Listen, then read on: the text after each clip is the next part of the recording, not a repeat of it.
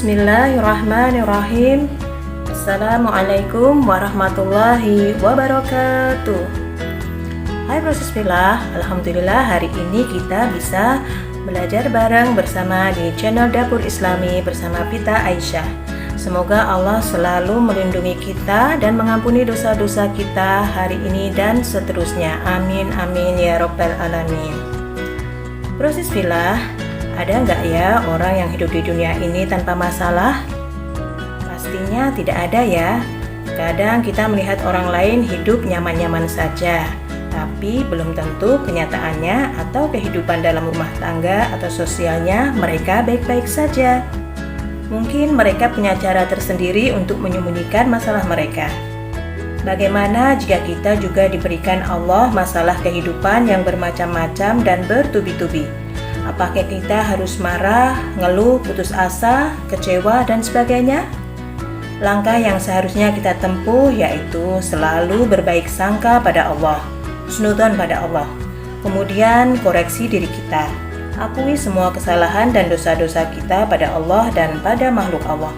Lalu perbaiki hubungan kita pada Allah dari mulai memperbaiki ibadah, sholat, puasa, sedekah, zikir, membaca Al-Quran, dan ibadah lainnya, serta perbaikan akhlak dan perbaikan hubungan kita pada semua makhluk Allah.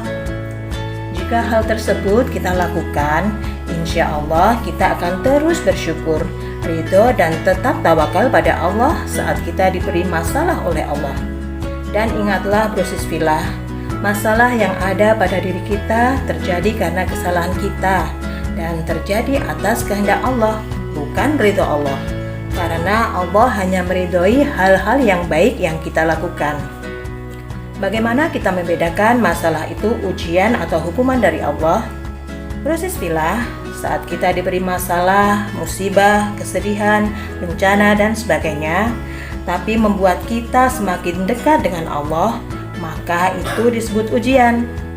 Tapi jika kita diuji Allah dengan berbagai macam masalah tadi, justru membuat kita semakin menjauh dari Allah, misalkan marah-marah, jengkel, kecewa, lalu kita tidak mau sholat lagi, gak mau baca Al-Quran, gak mau sedekah lagi, dan tidak mau melakukan kebaikan-kebaikan yang lainnya, maka itu disebut hukuman.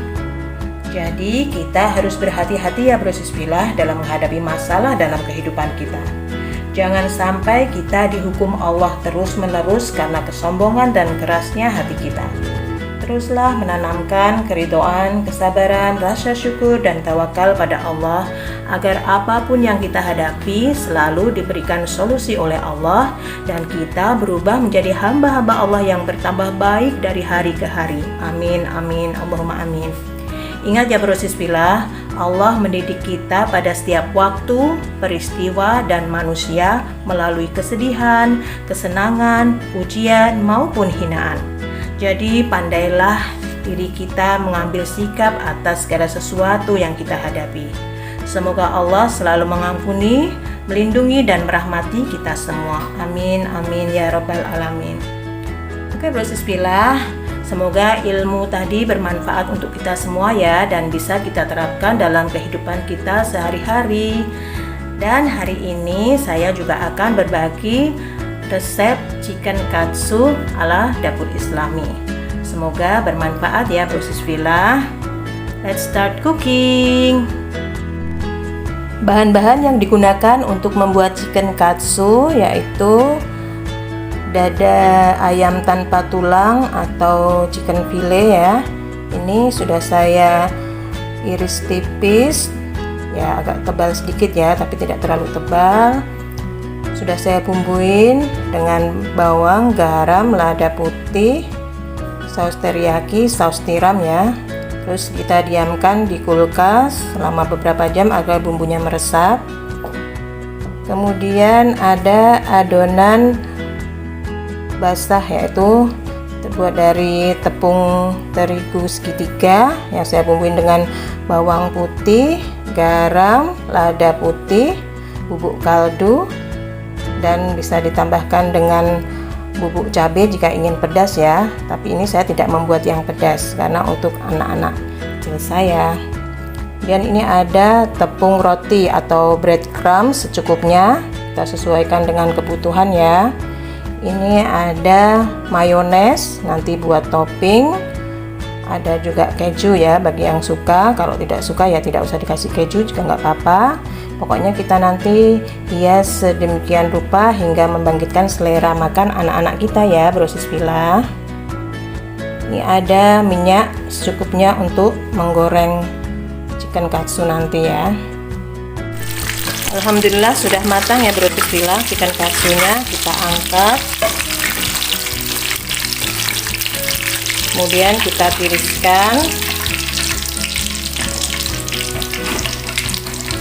Ini ada tips jika kita ingin membuat gorengan-gorengan tepung ya yang halus seperti ini atau chicken crispy juga, usahakan kita mempunyai saringan seperti ini ya untuk membersihkan minyak dari tepung-tepung yang tersisa agar minyaknya kembali bersih.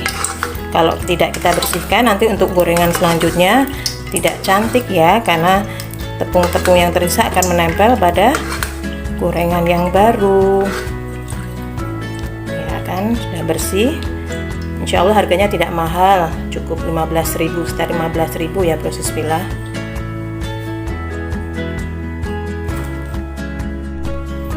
Alhamdulillah chicken katsunya sudah selesai di plating ya, Bro Sis Villa.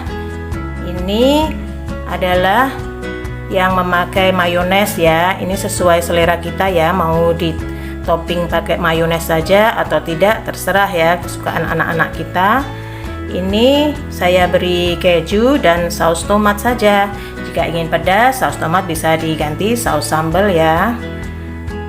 Insya Allah chicken katsu ini enak dan barokah karena kita membuatnya dengan keikhlasan, rasa cinta, dan selalu mengingat Allah pada saat memasaknya. Amin amin ya robbal alamin.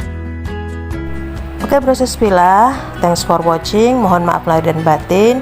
Jazakumullah khairan katsiran. Wassalamualaikum warahmatullahi wabarakatuh.